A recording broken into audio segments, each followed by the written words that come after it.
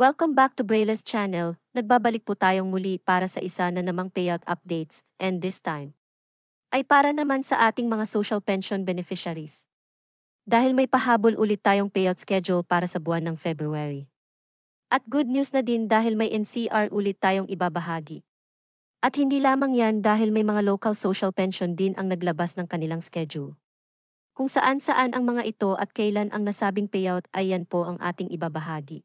But before po tayo mag-start sa ating topic, kung bago ka pa lang sa aking channel, please do kindly subscribe, like, and share na din sa ating mga kaibigan, kaanak o kapwa po natin pensioners, at please do share na din sa ating mga social media accounts para mas marami pa po ang makaalam. With no further ado, let's begin na po sa ating topic. Good news. Meron ulit.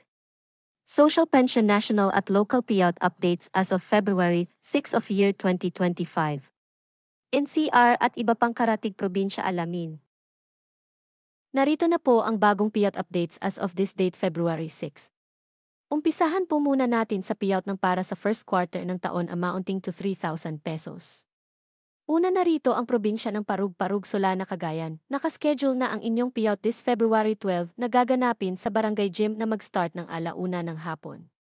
Ang sumunod naman ay sa probinsya ng Barangay 76A, Davao City. Nakaschedule na ang inyong payout this February 10 na gaganapin sa SIR Phase 1 Gym na mag-start ng 8 to 2:30 ng hapon. Ang next natin ay sa probinsya ng Lampuyang PUB, Corpus, Masbate. Nakaschedule na po ang inyong payout this February 7 na gaganapin sa Barangay Covered Court na mag-start ng 9:00 ng umaga.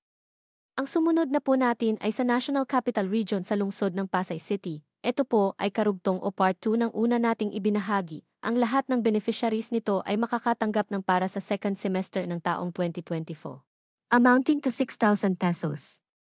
On February 14, nakaschedule ang payout ng Barangay 21 to 24. On February 17 naman nakaschedule mag-payout ang Barangay 25 to 28.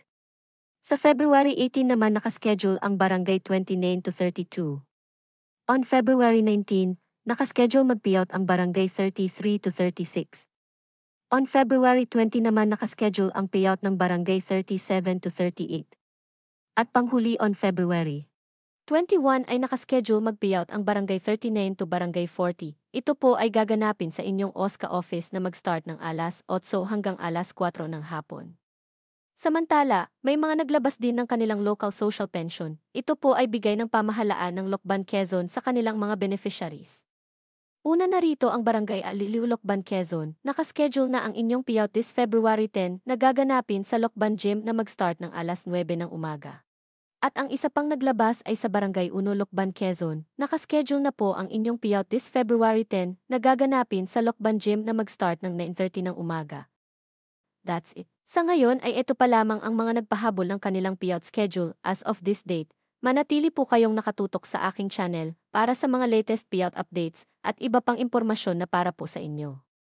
Marami pong salamat and God bless po sa lahat.